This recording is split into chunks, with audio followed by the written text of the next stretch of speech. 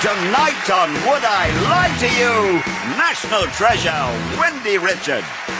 National Disaster, Russell Howard. And their team captain, the National Trust's David Mitchell. And facing them tonight, the Strictly Come Dancing, Len Goodman. The often trying Vic Reeves. And their team captain is answer-frying Lee Mack. But first, become noticeably excited for your host, Angus Deaton.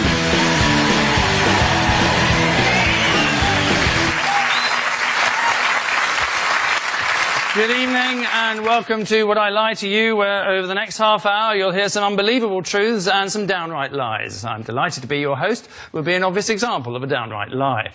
Yes, it's all about the ability to fool your fellow man. Abraham Lincoln once said you can fool some of the people all of the time, all of the people some of the time, but you can't fool all of the people all of the time. My dear, he also said I'm looking forward to going to the theatre tonight. A word of advice, liars will often touch their nose whilst talking, something to watch out for amongst our cast of A-list celebrities. Which brings us anything but neatly to round one, Home Truths, in which our guests read out a statement about themselves and the opposing team have to guess if it's true or a filthy fib. Guess right, they get a point. Guess wrong, the others get a point. It's as simple as the panellists themselves. Lee's team have first crack, if you'll pardon the expression, and Len it is who kicks off with his first Home Truth. Len? I imac my armpits. Okay, truth or garbage? I was next to Len's dressing room and there was a lot of screeching coming. How long does it take you to do? It's a very, very quick and brief experience, really. You get the bottle. Yep. You place it in your hand. Yep. You lift it up. I can see what's happened there. You then use the applicator provided and peel it off. I thought, according to the ads, that Imac was a cream, not a liquid. Yeah, it's a cream. Well, it's in a bottle, isn't it? No, it's in a tube. I hate clever, bloody women. Do you do this for hygiene or Well, it all started, actually, years ago when I danced a lot more. And we used to rehearse in vests, really. Yes. And there's nothing worse, ladies, is there, than to see an arm full of hair and dewdrops and little bits of crustacean all floating around. There's nothing worse, especially if you're in the pub and one of them comes in, they're standing next to you at the bar, and it's all that. I think it's absolutely vile. What sort of pubs do you go to? You put your deodorant on immediately after you've... As soon as I have done the process, I shower, walk into the other bathroom where I keep my other accoutrements. The other bathroom? Yeah. Where you have a manservant pat you down? And then I have a jolly good squirt of... I do squirt straight away. Yeah. Right, well, you cannot put deodorant on immediately after you've used one of those creams. He'd be screaming his head off. Oh, well deduced. Well, I think that's a clincher, isn't it? Yeah, absolutely. Right. Yeah. There we go. No, we reckon that's a lie. They're saying it's a lie. There we go. Oblivious to pain, the truth. Really? Oh!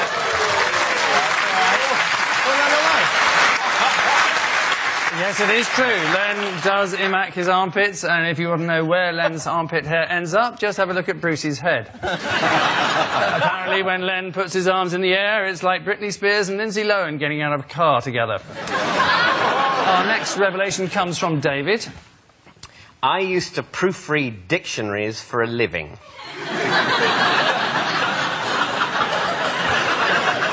OK. Which dictionaries?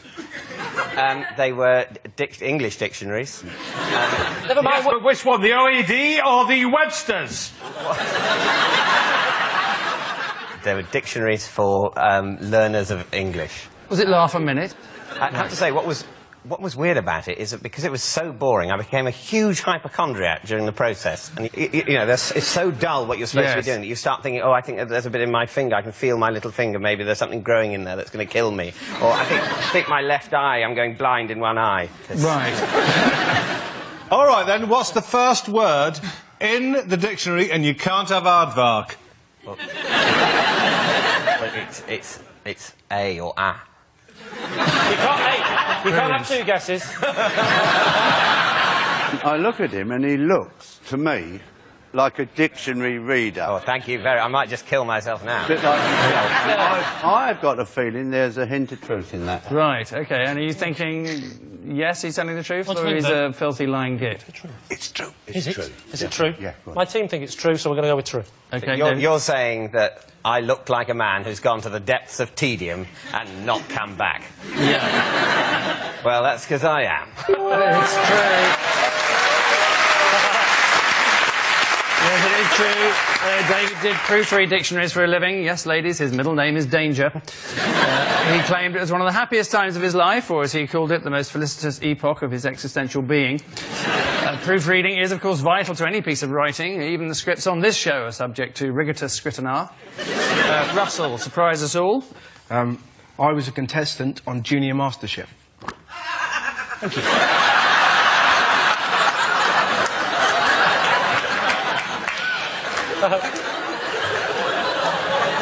Can you cook? Can you cook? Can I? Can you? What's the basic ingredients for hollandaise sauce? For me, I open with a bit of mustard and a bit of... it's just how I make it. I don't invite you round. And a bit of sort of corn flour and a bit of milk, mix it all in, and then what I like to call the special ingredient, like Mama's sauce from Ragu, I'll never tell, and put it over some eggs, and it's lovely. Liar! Liar! Liar! You missed out. That's vinegar. what I do. You missed out lemon. I don't put lemon in it. Everyone, a hollandaise sauce is vinegar and lemon and Have eggs. you been on MasterChef? So, Russell, what was your signature dish? I did beef Wellington, and I opened with soup, and I had apple crumble for pudding. You opened with soup? Yes. What sort of soup? Tomato. I take it you didn't bother with the tomatoes. Take me through how you made your tomato soup. We've got him here, Lee. He'll say open the tin. I just put tomatoes in it. How old were you? 8. 8. 8? And you were making beef Wellington? Russell, we're not idiots. You weren't making beef Wellington, were you? Junior MasterChef, you'd have been... I've seen Big Cook, Little Cook. You were probably making biscuits in the shape of the moon. Beef Wellington? Here's a clincher, Lee. Watch this. You put a bit of beef in the oven. How long do you cook it for? Ages.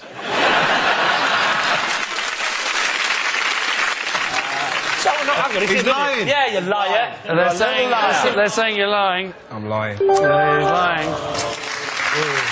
Well divined. Junior MasterChef was the show that challenged kids to make their favourite meal, but was cancelled after the 3rd series, after every kid made crisp sandwiches with extra ketchup. And lastly, Vic, fess up, if you would. I once fixed Dame Judi Dench's push bike. How do you fix it? How do you fix a push bike? Well, both the wheels fell off. and they were in the ditch at the time. She was still on the framework. So I assisted. I was driving on my Robin Reliant. I swerved over into the ditch, pulled out the 2 wheels, said, Judy, forget about it. We had a ball. We went off to a canal, had some egg sandwiches and a bottle of cider, and had a lovely day out. True or false? True. True. True. So with that kind of plausible backstory... Yes, suddenly. It's almost too believable. Yeah. Are you allowed? Because it could be true, but just he's now surrounded it with a huge ball of bullshit. I should warn you, he may be lying. When was it you actually met Dame Judi with her broken bicycle? Barnes. Just outside Barnes. She doesn't live near Barnes. Well, she travels a She was on a bicycle. She was on a bike.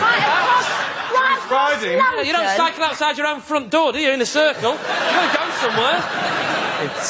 It's so believable. Who? False. It's a lie. He's saying it's a lie. I can't believe that. Vic. I have to inform you, and it really...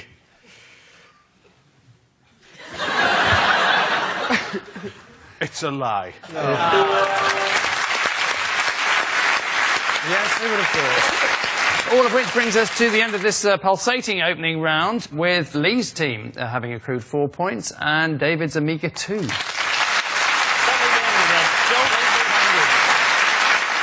And so, like Britney Spears, we move swiftly to the next round. It's called This Is My and is self-explanatory. However, for those who insist on details, each of David's team will claim to have a genuine connection with tonight's special guest person, who we're about to introduce to you.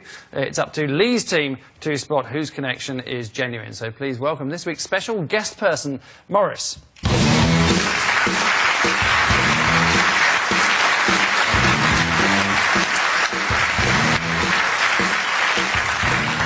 Now, Russell, perhaps you'd like to fill us in on how you know Morris. Absolutely. This is my landlord, Morris. All right, mate. It's not going too well, I'll be honest.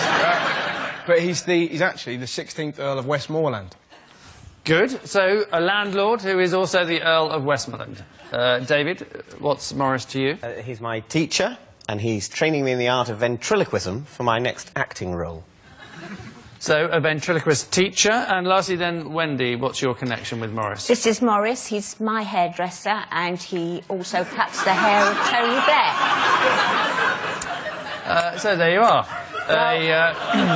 A noble landlord, according to Russell, David's ventriloquist teacher, or hairdresser to the stars and Tony Blair, if you believe Wendy. Lee. Russell. Yes, mate. Pray tell. What, me More and of the Earl of Westmoreland. OK, well, me and Mojo, as I call him, we had a party once up in our flat, and he sort of lives downstairs, and it was quite sort of, you know, crazy. And he came up, and we played Twister, and he lost, and we were all like, ah! And then he went, well, actually, I'm the 16th Earl of Westmoreland. And went like that back at us, so we went, good comeback. Then I served everyone beef Wellington. What a night. Wendy, may I ask, is he your current hairdresser at this time? Yes. Yeah? And whereabouts would his shop be? Is it in the West End of London? Or? Yes. Whereabouts? It's, it's near Baker Street. Near Baker Oh, Street? right, yeah. Near Baker Street. Right, near, yeah, very near Baker On Street. Baker Street. No. No, just... You wouldn't perchance know the name of the road, I'd guess, at this stage. No, because, well, you see, I don't drive, and if I'm going around, I tend to walk, so I don't look at street names. Is it in the underground? At Baker Street? No. Where the hobbits have their hairstylists. Does he still do Tony Blair's hair? Yes. Right. And do you get any gossip? No, Morris never repeats gossip. Right, very discreet. Yes. OK. Sorry, David, could you just remind me of yours again, please? A ventriloquist. Oh, yes. Yeah. Which is clearly the And right... how many lessons have you had, David? Just approximately, how many lessons? I've had 3. Any other questions, Lee? Yes, I want an example from David, a bit of ventriloquism. After 3 lessons, you should be able to do something far away. Bloody hell. It's quite embarrassing. My teacher's here. Yeah. But OK, sort of... I'll do my best. All we can ask for. I'm nervous now. Yeah. Getting that thing in my finger. Yeah. OK, so...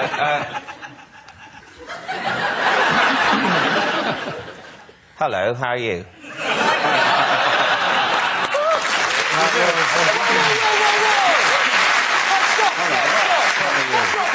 You can't argue. That's how posh people speak all the time. Well, why do you think I got Excuse the me. pass? Excuse me, are you willing to build an extension for me, are you? Are you willing to build an extension? I wouldn't bother moving my lips, I can't... You're moving them loads! Doing it, yes, You're moving them. but I'm not posh. Am I? Tell him to off. Well, you sounded like him just then. So, Lee, you're thinking it's probably not the ventriloquist teacher? Oh, no, I'm thinking it could be. I just think David's not very good at it. I have to say that I'm not going with Wendy's story at all on this, because you've got fantastic hair, and he's clearly a scruff bag. Yeah, but... So it's either... So what he's are you... either the landlord or the ventriloquist. Or the ventriloquist teacher. What do you think, Vic? I'm going for the ventriloquist. Are you going for the ventriloquist as well, then? Landlord. Landlord? Landlord! Now the more I look at him, I can see him in a basement. Lee, your team I'm actually going to overrule you there, Len. I think it's David's ventriloquist teacher. You say it's David's ventriloquist teacher. Morris, perhaps you'd like to tell us who you really are? I'm actually Wendy's hairdresser.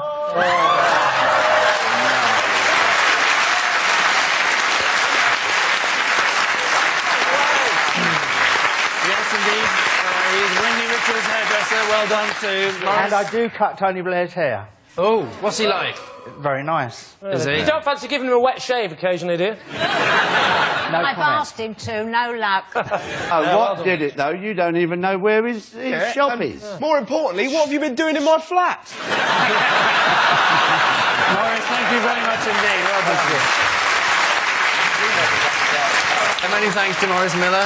Managed to completely outwit Lee's team by standing still and saying nothing. It's that simple. So, Morris is obviously a man who knows a thing or two about temptation, stood behind Tony Blair with a pair of sharp scissors. I'm sure he indulges in the same idle chit-chat, sending the troops anywhere nice this year. So, at the end of that round, a quick look at the scores shows it's David's team who is steaming ahead, leading as they are 6-4.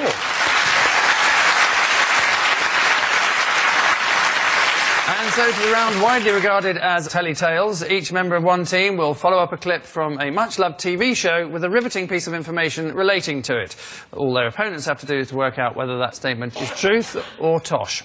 Tonight we're proud to feature the Eurovision Song Contest, a fabulous and flamboyant festival of musical culture, or if you're not gay, a 2-hour lake of shite. So Lee is first up with a fact about this 1980 Luxembourg entry, Papa Penguin.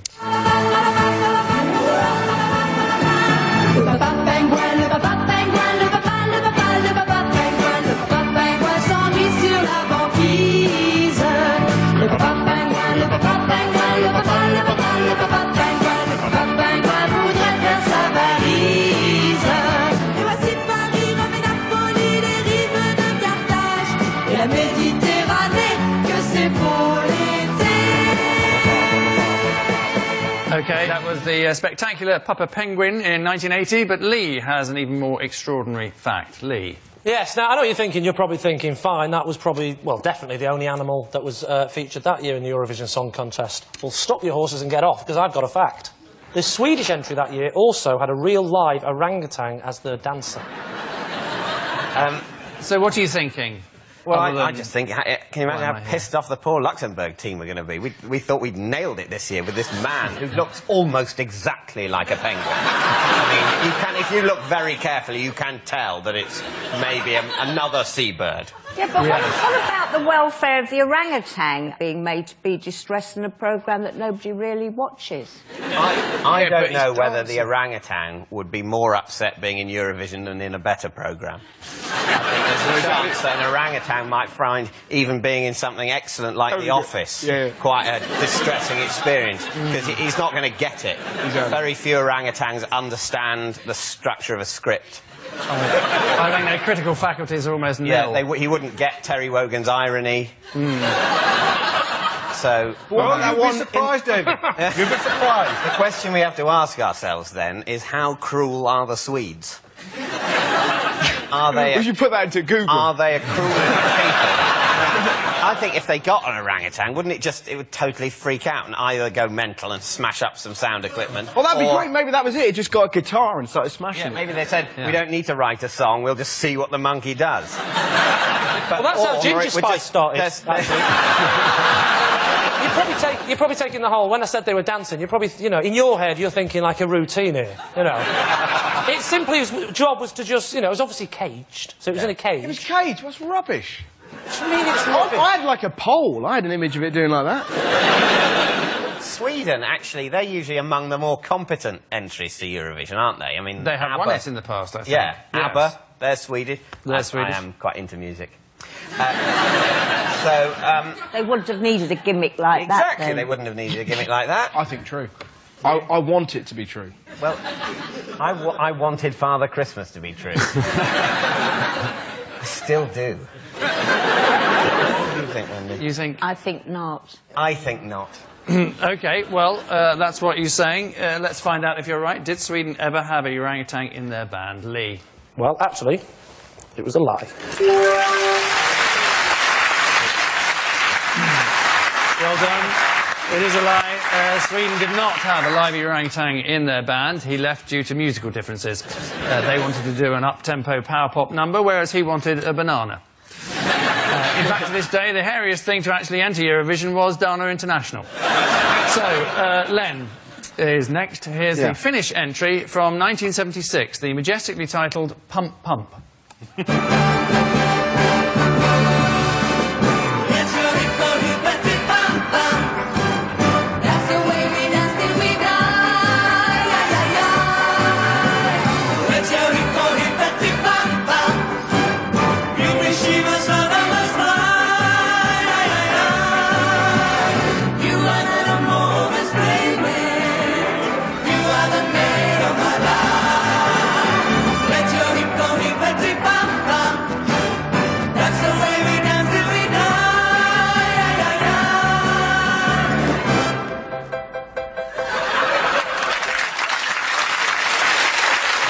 So, at long last, the answer there to the question, whatever happened to Demis Roussos? That guy ate him.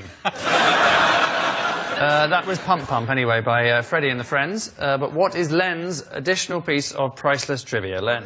That was the Eurovision entry from Finland there, and my fact is that on the 27th of July in Finland, they celebrate Sleepyhead Day, when the last member of the family that awakes is taken down to the sea and thrown in. Well, the question you're asking is, would the same nation that produced that giant man and those girls be the location for a frenzy of splashes?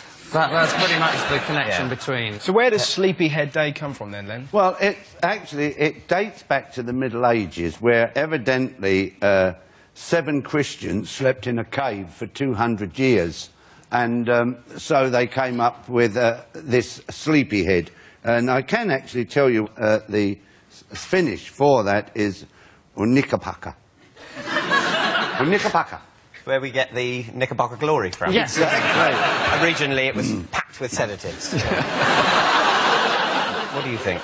It does sound like one of those daft things that they would do. Yeah. You think? Yeah. We used to have a pram race in our village, so it's conceivable. People chase cheeses in Wales, don't they? Yeah. And the first person to get to the cheese, I don't know, gets the cheese. So I think this is true. OK, Len, truth or garbage? Funnily enough, it's true. Yeah. Yes. Len, telling the truth, July the 27th is indeed National Sleepyhead Day in Finland, where the last person in the house to wake up is traditionally thrown in the nearest lake or sea. And July the 28th is, of course, National Granny's Body Washes Up on the Shore Day. So at the end of that round, it's Lee's team who are what's commonly known as last, trailing as they do 9-4.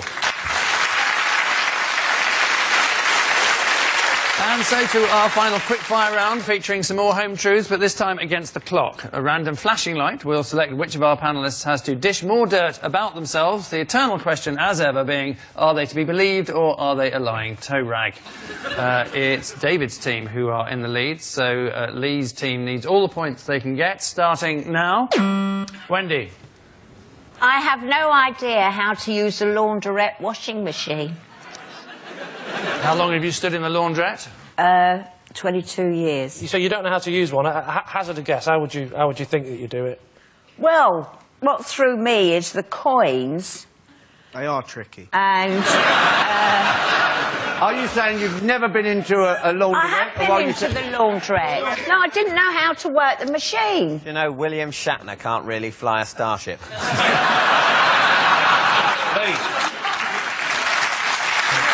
I know. Look, Lee, she's caught us out with her genius acting before. Yes. I would guess that you are actually telling the truth. OK. Wendy? Yes, I am. It is true. Next. Lee. My parents told me my dog was dead, when in actual fact, he was in Scunthorpe. Oh, yeah, laugh it up now. Why was the dog in Scunthorpe? Well, because my parents decided to give him away and didn't want to tell me that. And so they gave him to somebody who lived in Scunthorpe, a relative. And where did you live? We lived in the northwest of England. I'm not going to give you the exact location due to the fact that I've got many fans. That is a lie, by the way.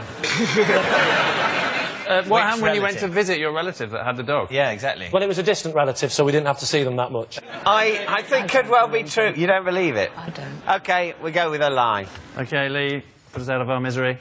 It wasn't Harvey's Misery, of course, it was in Scunthorpe. It's actually true. It's true. Next, David. As a teenager, I had a poster of Margaret Thatcher on my bedroom wall.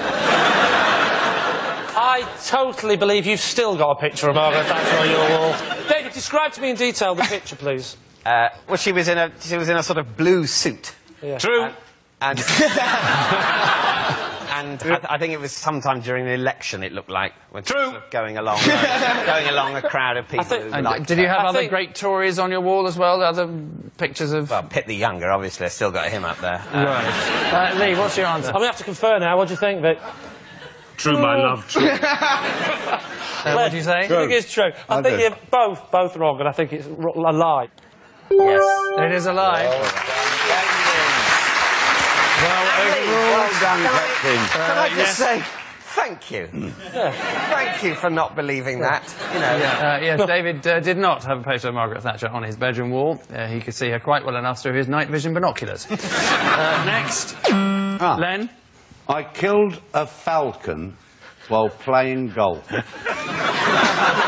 Wow. Did you kill the bird with the ball or with the club? Yeah, with the ball. You're not saying, get off my tee. Did you get into trouble for having killed this No, falcon? I did not. This isn't true, I don't think. It's not like it's just a wren. I mean, you'd taken a wren out with it, definitely, although a wren would be harder to hit. But then you weren't aiming. So, I don't think it's true. Do you think it's true? No. False. No, it's a lie. OK, they're saying it's a lie. Well, to be honest, it's completely true. This is true. Len did hit a falcon whilst playing golf. The falcon is regarded as one of the fastest animals in the world, or as Len would say, not fast enough, my friend. Next, Vic. I once helped TV's Dr. Raj Prasad fix his computer. It just needed a reboot. I'm sorry, I have to... first, I can't read this question up because I don't know who Dr. Raj Prasad is. Right. And I don't know what a reboot is. I mean, it does seem like a lie. Yeah, you're quite right, it's a lie. Vic has never helped Dr. Raj Prasad fix his computer. In fact, Vic knows about as much about computers as the PC World Helpline. Which irritating horn-like sound means at the end of our final round, tonight's runaway winners are David's team, having trounced Lee's team by 11 points to 9.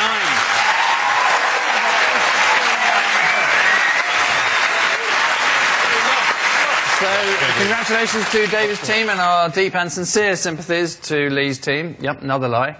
Join us next week for more of the same, and always remember that according to psychologists, a person who is lying will avoid making direct eye contact, which explains how David Blunkett got away with it for so long.